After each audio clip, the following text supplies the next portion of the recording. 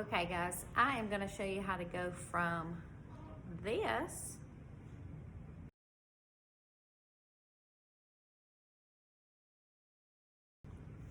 to this.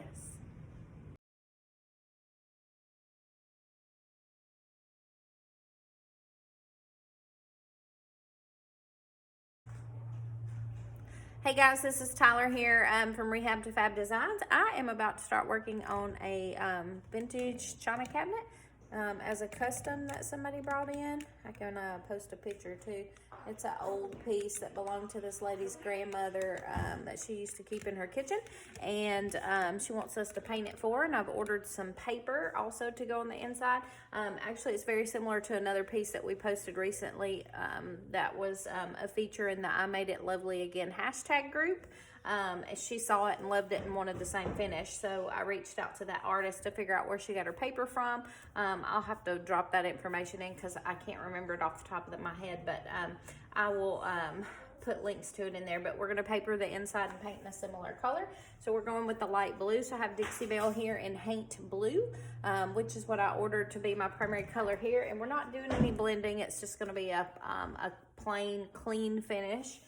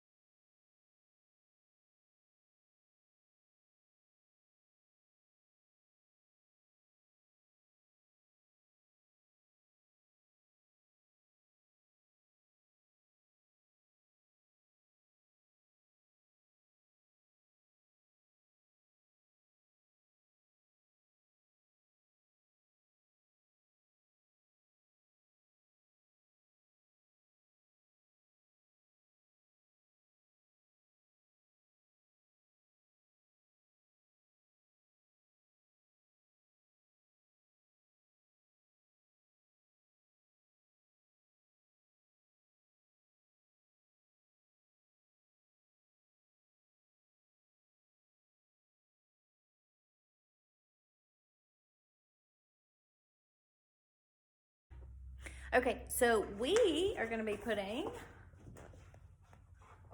this beautiful paper in the back of this cabinet. Ideally, we could take the back off of the cabinet, which would make this a whole lot easier. We could take the back off, lay the back down flat, and apply the paper. But we can't get the back off this piece because it's really old, and it has like a plywood with a veneer over top, and it's kind of crumbly already, so I can't get it off without damaging it more. So we are going to do our best to try to measure it out and cut our paper. It's going to be very difficult because not only do I have to cut it in 3 pieces because the shelves don't come out, the paper, the width of the paper is also not as wide as the back of the cabinet. So I have to not only cut 1 piece per shelf, but I also have to cut 2. But this is what it's going to look like once it goes in. Isn't that pretty? All right, let's get started.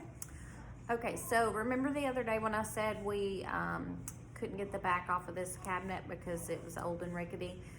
It is old and rickety, but my husband, being the awesome person that he is, and me being persistent like I am, I finally got him to get the back of it off. So we used just like a screwdriver and a putty knife actually to kind of slide up under the backing on this cabinet. And so we just kind of gently lifted and pried the back off. And so now the back is completely removed. That way I can put my paper on much easier. So I'm gonna do a recording for that. I'll show you how to apply this adhesive wallpaper. That way you have a nice image on the back of your cabinet.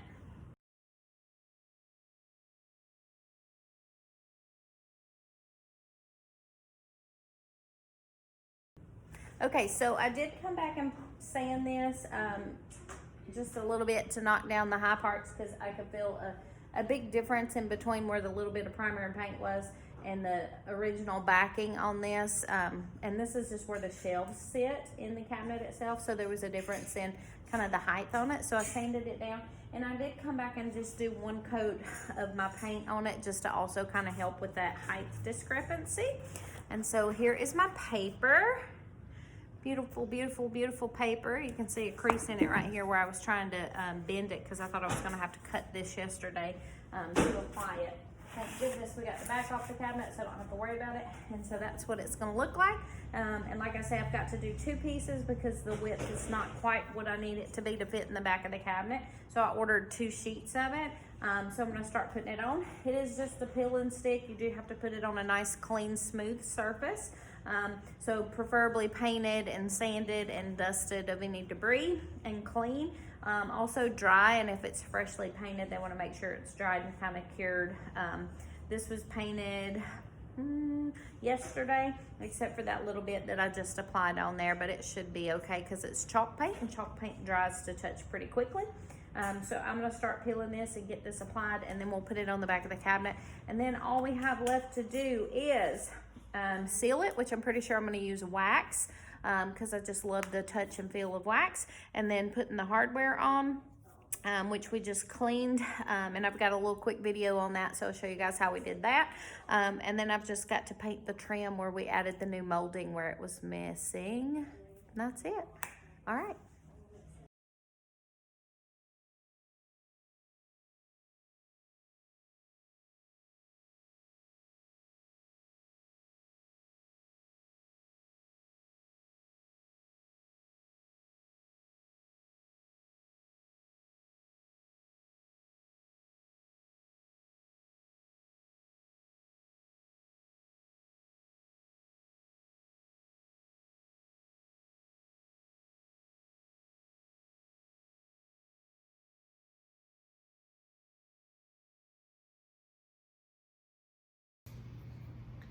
Okay, so for the second piece here, because again, I have to use 2 different pieces because the strip is not wide enough to cover the backing all together. So I'm gonna cut this so I don't waste all my paper, but you do have a little bit of overlap, and it comes from the company like that on purpose, so you can overlap it. That way you don't have to have it edge to edge, because obviously that would be impossible. So just make sure you have it lined up right with your overlap before you get ready, and then we'll just do the same thing. Just kind of I'll probably measure it out first, trim it, that way I don't lose all this excess, and then apply it. And that's it. We'll be done pretty quick.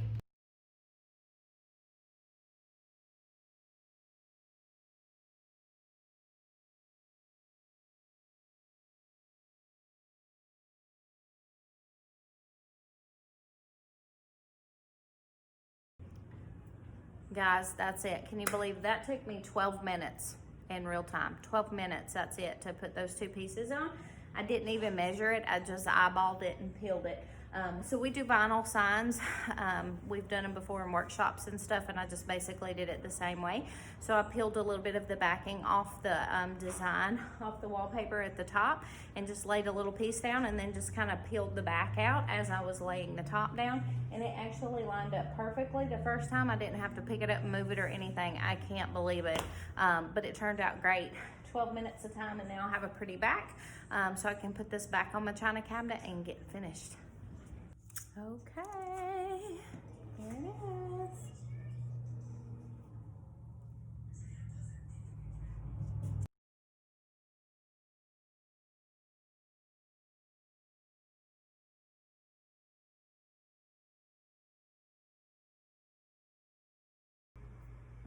Okay, here it is. My husband's still putting a couple of nails in the back to secure the back, but that's what it looks like. So pretty, right? So different from what we started with. The only other thing I'm going to do this piece is I'm going to sand it a little bit just to make sure it's nice and smooth, because I like my pieces to feel really good to the touch and be soft and smooth when you rub them as opposed to rough. And I'm using a 220 grit sandpaper probably, or if it's a little too rough, I'll go up to like a 400, and then a sanding block. And the purpose of the sanding block is just to wrap my paper around to give me something to hold on to. So I'll hit the whole thing with that just to smooth it out really good, and then I'm gonna wax it and then put some hardware on.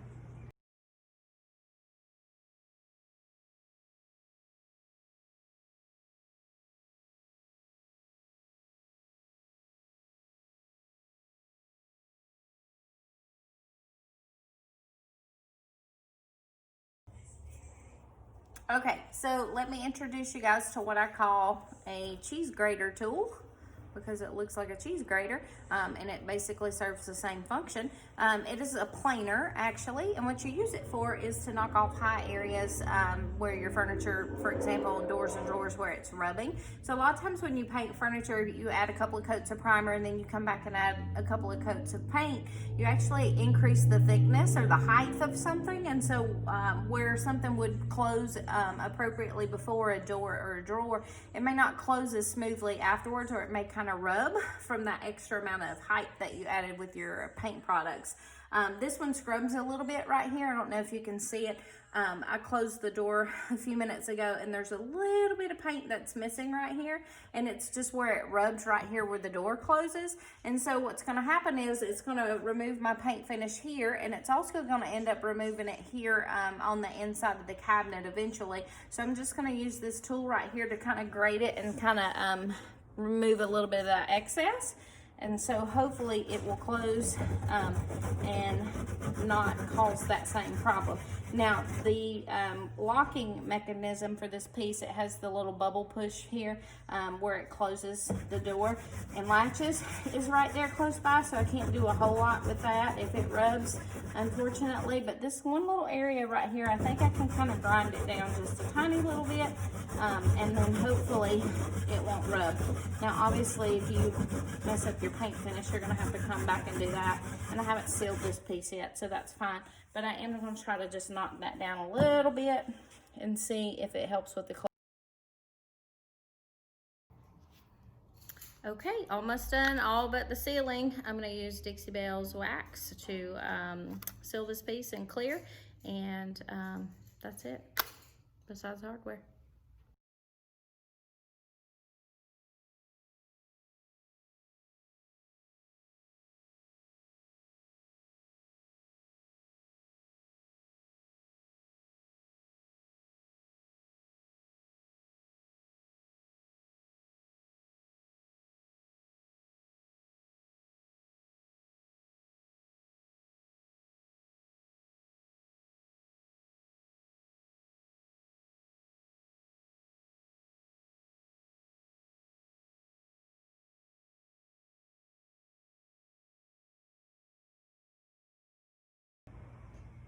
So now that I have my wax put on, I'm just gonna do one other thing. I'm gonna come back and buff it. So I just have, this is an old t-shirt for my little, that doesn't fit him anymore, and it's just really soft. So I'm gonna use that, and I'm gonna come back and buff my wax. It'll give it a little more sheen and smooth it out and just get rid of any excess residue. I'll just show you this one side how I do it. That way you'll know, but I won't record the whole thing because obviously it's kind of boring. But just take your old t-shirt, super soft cloth, whatever you have, and just start kind of buffing it. And I usually kind of go in a circular motion. And this really brings your sheen out in your wax and makes it just really soft. And then also if you have excess, which I typically do because I tend to put too much on. I kind of watch it when I'm applying it, and you can see kind of how the light hits it, so you can see where you have your wax applied and where you've got areas that you've missed because it looks streaky. So I just kind of keep doing that. I did use a palm brush. This is a 2-inch palm brush from Wiseowl. We sell them on our website. And it works really good for a wax application. They have a smaller one too. That one's a little bit big to fit in some wax cans, but it works really good for your wax application. So if you put on excess like I do, you want to for sure come back and just kind of buff it. And like I say, that just makes it, one, really soft, and two, it adds extra sheen. And then you feel it, and it is just smooth as baby skin. And that is what we're going for when we apply wax. As always, thanks for watching, guys. We'd appreciate it if you'd hit that thumbs up button to like this video, and especially if you would subscribe to our YouTube channel. Thanks again.